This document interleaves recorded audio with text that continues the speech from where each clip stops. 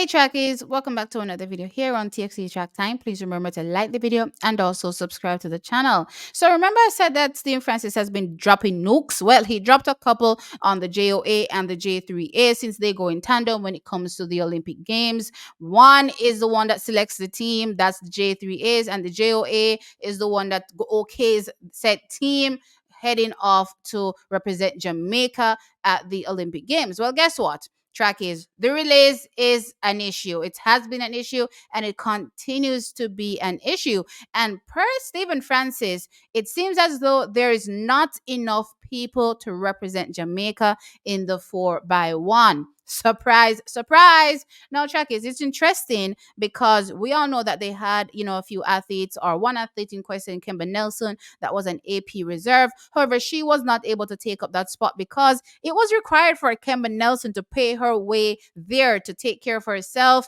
once she gets to Paris, which to me was baffling. And I remember asking the question, why is it that Jamaica can never afford these things? And if it's a case where the funding that comes directly from the Olympic Association can't fund these things, why is it that we can't attract funding? Why is it that we can't attract sponsorships to get these things done that the regular funding can't, cover, right? That was my big question. Well, guess what, track is? Here we are. The moment is pretty much nigh for Jamaicans to compete. And apparently, Stephen Francis is saying that the athletes, as it stands right now for the 4x1, they are short. No, when we take into consideration who these athletes are, one, Shericka Jackson, Tia Clayton, as well as Shelly and Fraser Price, those are the three that you'd say are set for the relay. And then, of course, you know that there's a Shasha Lee Forbes and an Alana Reid that is there. No, that is 5 on my finger. And the only person that is doing the double in question right now is a Shericka Jackson. But based on what Stephen Francis is saying, it seems as though a few of these athletes will not be able to run in the heat, right? Because he's saying they're short, right? And I counted 5. If you take away Shericka Jackson that's doing the double, you save her for the final. We're trying to understand why is it currently short? Is it that Tia will not be able to run the heat? Or is it that a Shelly and Fraser Price, given that they had Shelly in the heat last year, which was mind-boggling to me as well, is it that no, Shelly and Fraser Price will not be running the heat and she will only be running the finals?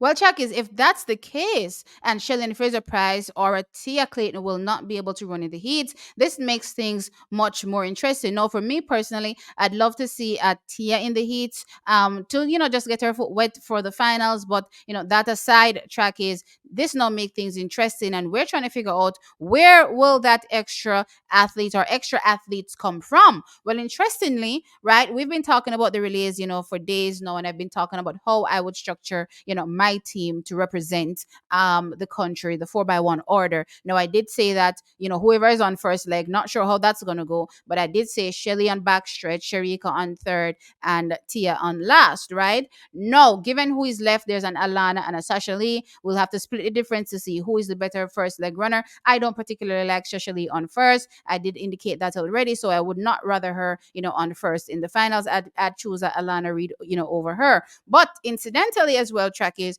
a few of you have been saying, hey, what about a Ackera Nugent? Yes, a few of you have been saying, what is up with Ackera Nugent? Why not use Ackera Nugent? No, for me personally, track is I'm all for this Ackera Nugent notion because we visibly see that she's much faster than she's ever been in any other year over the 100 meters. She has a personal best of 11.08 seconds, but her pet event is the hurdles. That's her pet event. But track is, given the fact that she has already clocked a national record in the 100-meter hurdles at our championship track, is it's a given that her 100 meters is also awesome, right? We also saw her running, an 11.1, I believe, in practically a hurricane headwind, right? So if you did the adjustments there, she was close to, if not sub 11 in that particular outing that she ran that 100 meters in, which tells you again that Ackera Nugent is in good nick and would be a good choice to run on the relays. Actually, trackies, I've been thinking, if you go back to when we had Omar McLeod, be a part of the 4x1 for Team Jamaica back in 2017. I believe that is the year he ran the no national record of 12.90 seconds. He was having such a phenomenal year that one, he ran below sub 10 that year. I'll never forget, he's the only hurdler in history recorded at least with a sub 10 clock in 9.99 seconds. And of course, that season he went on to run a 12.90 not world record, sorry, a national record in the 110-meter hurdles. Well, guess what? Fast forward to Ackera Nugent. She comes out at her national championships in 2024 and she clocks a 12.28 seconds. Now, what does that tell you? What would that tell you potentially for what she would do on a relay? And let me tell you something as well when it comes to Ackera. She's been running on relays from her collegiate days to even now her pro days, because I've seen her running on relays so far this season. So she's always been a part of the relays as well and has that practice trackage. So there shouldn't be any concern as it relates to how she will fit in. And again, right on from the start, if we put Ackera Nugent, out of the blocks, I believe that we'll be getting a fantastic performance from her, given, again, how hurdlers tend to run. They're pretty quick out of the blocks, and that is what we want. We want somebody that is going to go off and hand over the baton in a good position. Now, we all know who's going to be on first leg for Team America and as well Great Britain, I believe. Dina Asher-Smith for Great Britain and also Melissa Jefferson for the United States of America. So we need somebody that can at least, keep up to a certain extent. And I don't believe that it's a bad choice to consider a Ackera Nugent, especially now, given the fact that we need some people, right? Apparently, because the athletes that are competing in the 100 meters may not make themselves available for the heat. So them have to figure something out. Another athlete that can be considered as well for the relay is a Lene as well. She can definitely be considered, though I'm not necessarily considering her for the start based on how she runs. That's not my thought process when I think about her and the relay. Maybe on one of the curves, maybe well, the start is a curve.